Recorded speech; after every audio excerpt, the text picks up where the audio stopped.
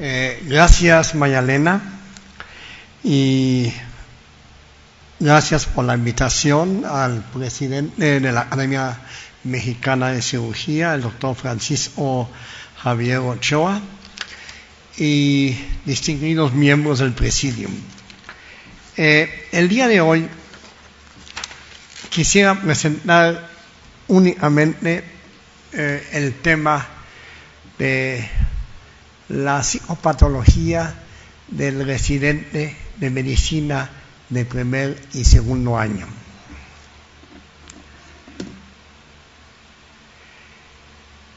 Tenemos ya los estudios hechos en la Facultad de Medicina de 8 facultades de estudiantes y comparados con los estudiantes de medicina. Les puedo decir, adelantar un poco, no es la presentación de hoy, que los estudiantes de medicina tienen la prevalencia más baja en la universidad comparada con la Facultad de Ciencias, Arquitectura, Derecho, Contabilidad, Psicología, Música e Ingeniería. La prevalencia más alta de estudiantes con depresión, de acuerdo a una escala, empleamos el PHQ-9, está sobre el 16% del total de alumnos, y le sigue la Escuela de Música con una prevalencia de estados depresivos de más o menos el 15%. Y la Escuela de Medicina está en 3.5%. Bueno, hace mucho se habla de estrés y enfermedad, y me quise referir a Wolf, quien muy bien decía que cuando uno se enferma, cuando las circunstancias de la vida son adversas, y se está sano cuando éstas son propicias. Y tiene mucha verdad. En el esquema siguiente manejo un abordaje conceptual de lo que es la posible etiología de un estado depresivo. Por un lado, los factores biológicos genéticos, y por otro lado, los importantes factores ambientales que producen cambios biológicos en el ser humano. Los factores genéticos, podemos decir que no hay un solo gen que produce los estados de ansiedad y los estados depresivos, sino hay genes, es un conjunto de genes, unos con efecto mayor y otros con efecto mayor, que asociados a los factores ambientales, como menciono aquí muchos, pero en el centro menciono al estrés. El estrés es una palabra se usa ya hoy muy comúnmente. Mayalena lo usó también en su presentación, y yo también lo voy a presentar, porque es un factor fundamental en la presentación de psicopatología del ser humano. Y me refiero no al estrés agudo, sino que me refiero básicamente al estrés crónico.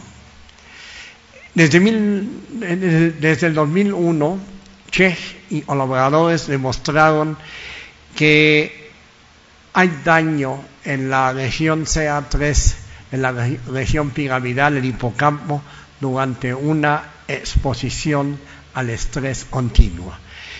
Y el estrés continuo produce un aumento de la concentración de glucocorticoides, que produce un daño, y como consecuencia hay una disminución de las divisiones dendríticas, hay una alteración en la estructura sináptica terminal, y hay una inhibición de la regeneración neuronal, que produce en sí una disminución del volumen hipocampal. Al manejar a estos animales, fue un estudio en animales de experimentación con un antidepresivo, el volumen hipocampal vuelve a su normalidad. Esto es una de las demostraciones de que la terapia antidepresiva es realmente efectiva. Los factores de vulnerabilidad para desarrollar sintomatología psiquiátrica en residentes, en médicos residentes de primer y segundo año, cambian totalmente su estilo de vida, y los factores de estrés nuevamente se manifiestan en el centro de la problemática. Hay dificultades económicas, son muy mal pagados, hay una incertidumbre hacia el futuro, no saben si van a tener trabajo, están en la formación de una pareja y a lo mejor de hijos, tienen que cambiar de domicilio, de ambiente familiar y social, y todo eso produce un cambio en la personalidad del residente. La deprivación de sueño en el residente es muy común, también mucho en los cirujanos que operan a todas horas del día, y es un factor muy relevante en su estado de salud, con consecuencias primero cognitivas, afectivas, despersonalización y estados de ansiedad. La personalidad y los síntomas mentales, esto es un eje central, nos vamos a referir en un momento, que los rasgos de personalidad surgen como resultado de la interacción entre las vulnerabilidades mentales y las experiencias adversas en la vida, o lo que llamamos los estresores. ¿Cuál es la importancia de evaluar la personalidad? Primero, el neuroticismo del modelo de los 5 grandes factores de la personalidad de Costa del 94, es una escala que empleamos, y el neuroticismo o la emocionalidad o temperamento negativo, como se conoce en el modelo de los 3 factores de personalidad de Eysen, ¿verdad? Representa una tendencia a ver y reaccionar ante el mundo como amenazante, problemático, peligroso. O sea, el residente con un alto neuroticismo es incapaz de enfrentar adversidades y momentos estresantes. El objetivo del estudio que les presentaré es establecer la asociación entre la psicopatología, principalmente ansiedad y depresión, neuroticismo, consumo de alcohol, ideación suicida y estrés percibido en médicos residentes de primer año de la residencia. La muestra es de 1049 aplicaciones, 68 se eliminaron por estar incompletas, entonces la muestra final es de 981 residentes de 26 especialidades.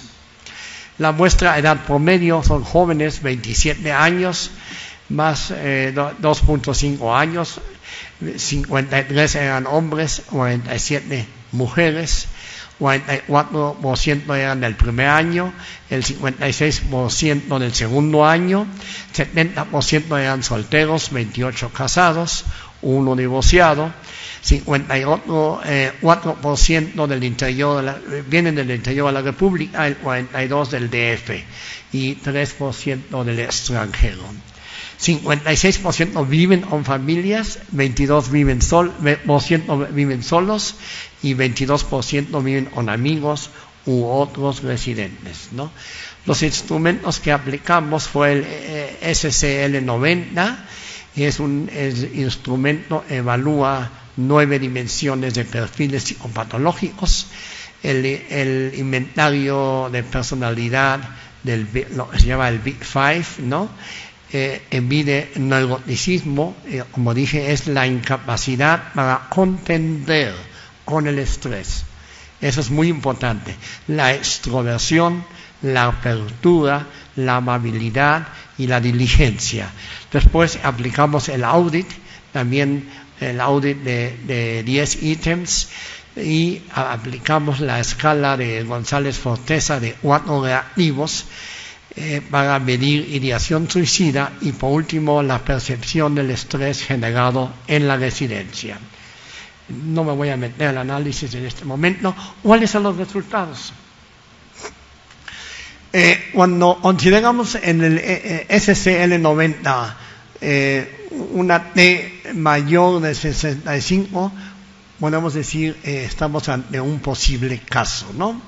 Y vemos en los resultados de la psicopatología, el 8% de la población estudiada tiene psicopatología y el 16% pertenece principalmente a medicina legal.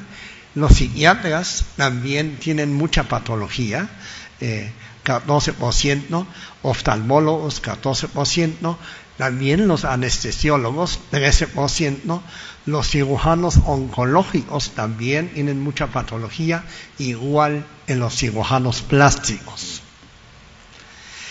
En cuanto a la sintomatología presente o subescalas, vemos el 8.5% presenta del total de residentes presenta psicopatología, depresión presenta el 2.4% con patología severa de depresión, y el 6% de los residentes presentaron un riesgo.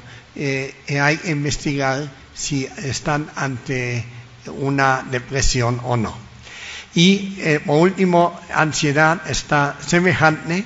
Ya tengo el foco rojo, ya me voy a apurar.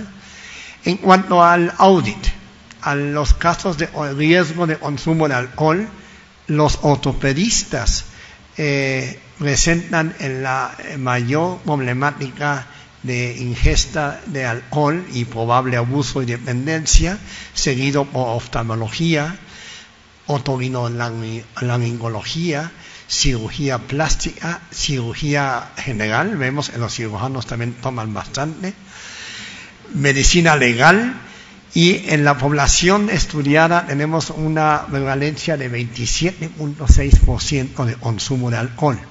Y entre esta población, el 5.8% de la población estudiada tiene probable abuso o dependencia del alcohol.